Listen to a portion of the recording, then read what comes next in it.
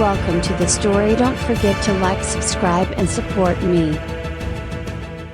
Beneath the halls of Hogwarts, beyond corridors long forgotten by time, something ancient stirred. Harry Potter had not expected to return to this place of his youth so soon, especially not on a mission from the Ministry. But dark whispers had reached the highest echelons of the magical world, rumors of a power so great it could reshape everything. Harry stood in the entrance hall of Hogwarts, the familiar stone walls casting long shadows under the dim candlelight. He felt a strange sense of déjà vu, as though he were once again the wide-eyed boy crossing these same floors. Yet much had changed. He was older now, a man who had fought and survived too many battles, and Hogwarts no longer felt like the safe haven it once was. Beside him, Hermione Granger flipped through a thick, dust-covered book, her brow furrowed in concentration. "The reports mention something deep under the castle,"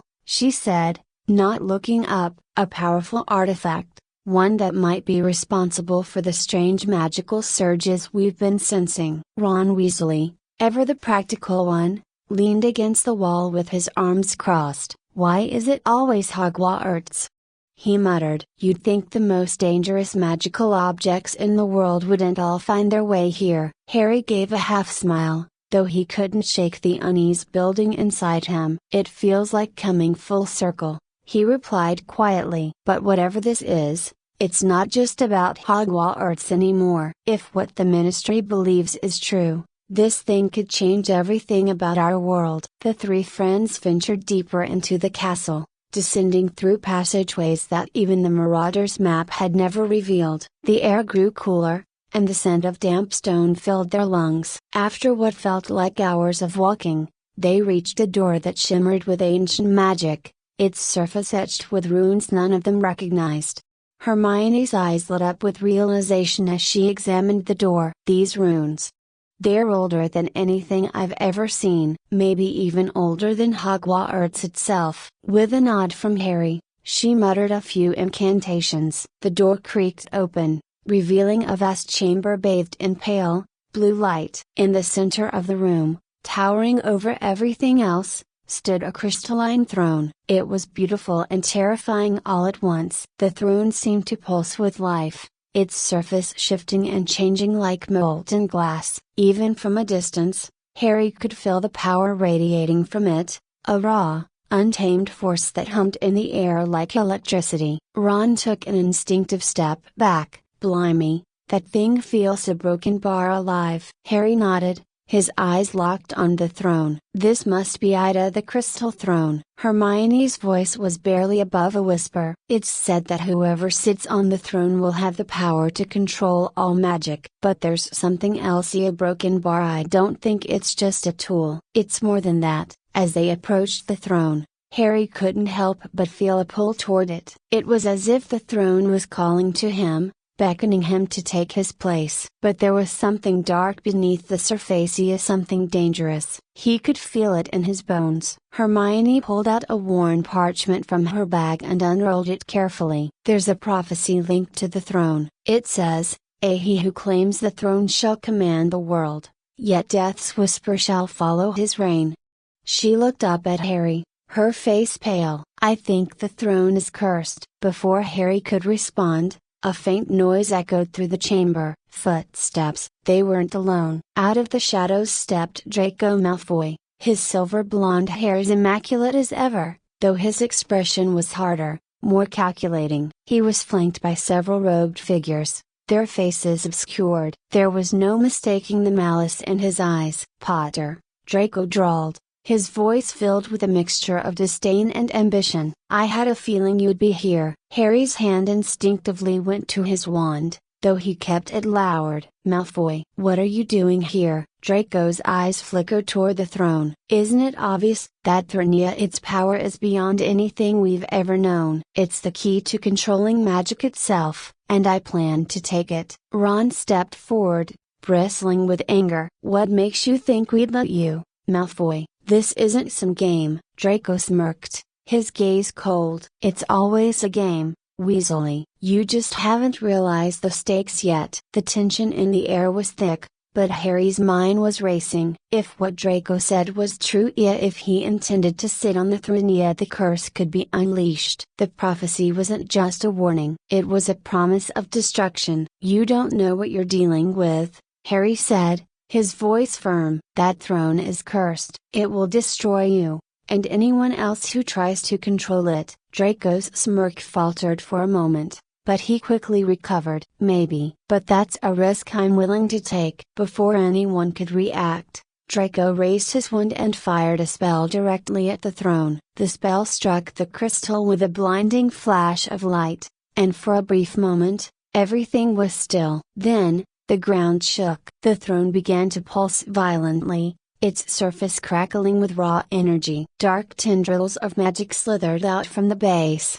snaking across the floor toward the walls of the chamber. The curse had been awakened. "Get back!" Harry shouted, grabbing Ron and Hermione as they scrambled away from the throne. But it was too late. The curse had already taken hold. The air grew thick with magic, and the room seemed to twist and warp around them. The figures accompanying Draco collapsed as the dark magic consumed them, their bodies crumbling to ash. Draco stood frozen in horror, his eyes wide as he watched the throne's power spiral out of control. No.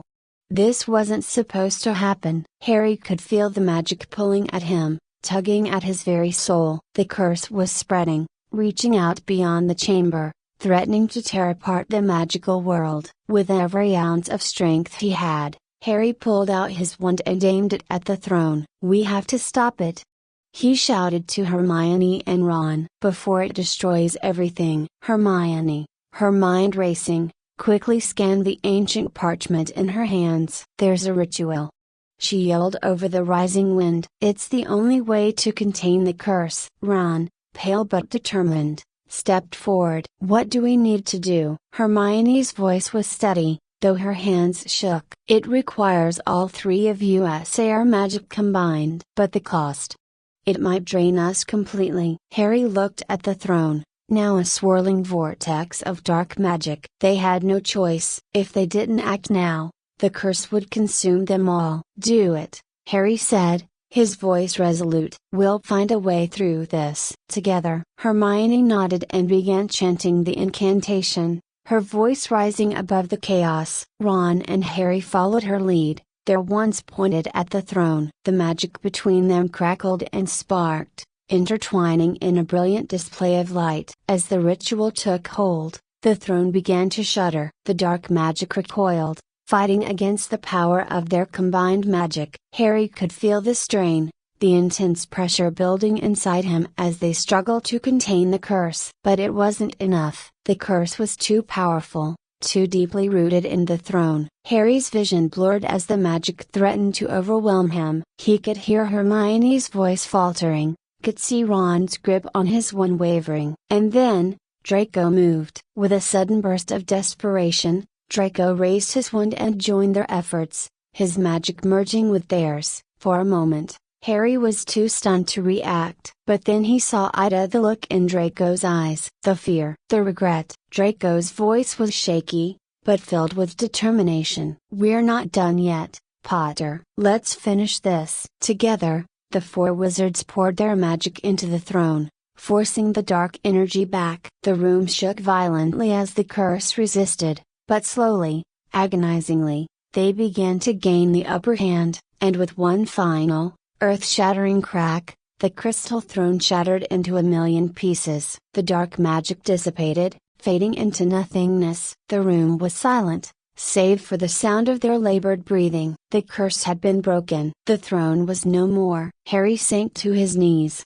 exhausted but relieved. He glanced at Draco, who was pale and shaking, but alive. They had done it together. In the aftermath, the chamber felt eerily quiet. The tension that had gripped the air moments before had dissolved, leaving only the soft crackle of residual magic. Harry sat on the cold stone floor, still catching his breath. His entire body ached from the exertion, his mind racing to process what had just happened. The shattered remnants of the crystal throne glistened like dust in the air, swirling softly as they caught the dim light of the chamber. They had done it, destroyed the throne, broken the curse. But at what cost? Ron collapsed beside him, wiping sweat from his brow. Blimey, he muttered, staring at the shimmering debris. That was close. Too close. Hermione leaned against the wall, still clutching the ancient parchment in her trembling hands. Her face was pale, her eyes wide as though she were still in disbelief at what they had just accomplished. The cursey broken bar, it's gone,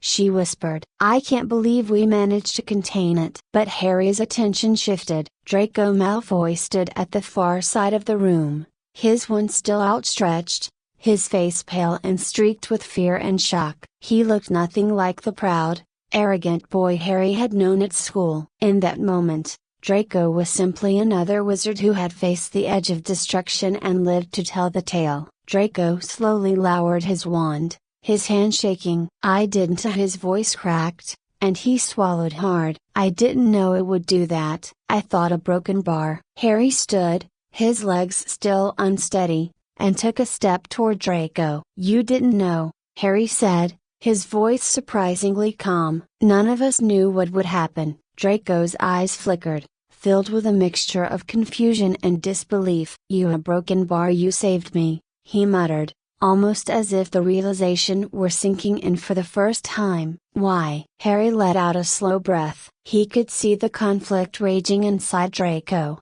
the weight of what had nearly transpired bearing down on him. Because it wasn't about you or me, Malfoy. It was about stopping something that could have destroyed everything. We did what needed to be done. Draco looked away, his expression hardening, but there was no defiance left in him. You're right, he said, almost to himself. But that doesn't make me any less of a fool. Hermione stepped forward, her voice softer than usual. Draco, none of us could have predicted how powerful the throne was, or how dangerous the curse would be. What matters is that it's over. For a long moment, no one spoke. The weight of the battle, the intensity of their efforts, hung in the air between them. Finally, Draco nodded, though the shame still lingered in his eyes. I didn't think it would end like this, he admitted. I thought a broken bar. I thought the power would fix everything. Harry understood that feeling more than Draco could know. The temptation to take control,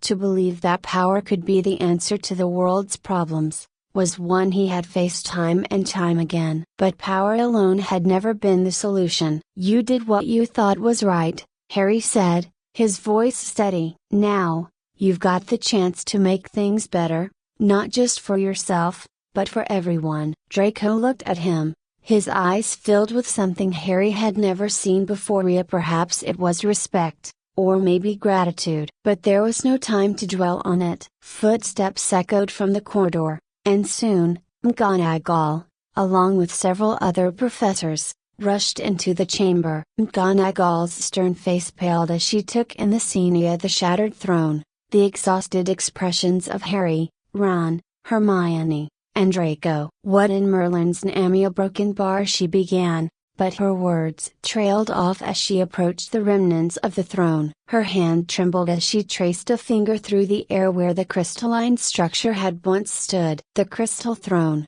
she whispered, her voice barely audible. I never thought it was real. It was real, Harry said quietly, stepping closer. And it's gone now. The cursey broken bar, it was too powerful. McGonagall's sharp eyes turned toward him, and for a moment, she seemed to be weighing the gravity of his words. Then, she nodded slowly. You did the right thing, Harry. The Ministry will need to be informed, of course, but I'm afraid the consequences of this broken bar, this throne, will be felt for some time. Hermione, always thinking ahead, handed McGonagall the parchment she had been studying. There's a record of the curse here, along with the prophecy. We'll need to make sure nothing like this happens again. McGonagall took the parchment and gave a small nod. Indeed. But for now, all of you need rest. This has been a trial far beyond what you were prepared for. Ron sighed heavily. I'll second that. I feel like I've just run the length of the castle 10 times over. As the professors began to assess the damage to the chamber, Harry, Hermione, Ron, and Draco slowly made their way back toward the surface. The cool air of the castle halls felt like a relief after the oppressive atmosphere of the underground chamber. The familiar sight of the great hall's stained glass windows and flickering candles brought a strange sense of peace, despite everything that had transpired.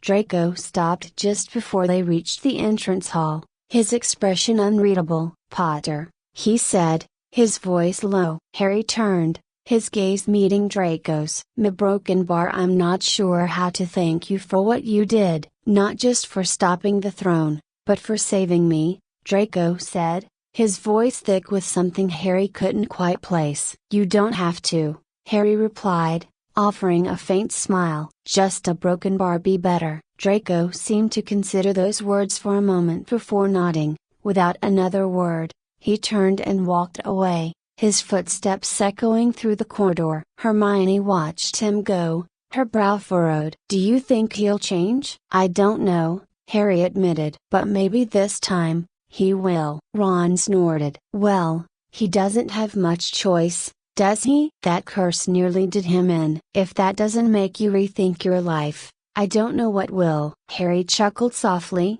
but his mind was already drifting to what came next. The destruction of the Crystal Throne was bound to send shockwaves through the magical world. The Ministry would have questions, and there would be those who would want to know more about the power they had just destroyed. But for now, all Harry could think about was how tired he felt. The sun was setting as they left the castle and stepped onto the grounds. The sky was streaked with shades of pink and orange, casting a soft glow over the familiar landscape. It felt almost surreal, knowing what they had just been through beneath the very stones of Hogwarts. As they walked in silence, Harry allowed himself a moment of peace. The danger was gone, and the curse had been vanquished. For now, at least, the magical world was safe. But deep down, Harry knew that peace was never truly permanent. There would always be new threats, new challenges. Yet as he glanced at Hermione and Ron, walking beside him as they had done so many times before,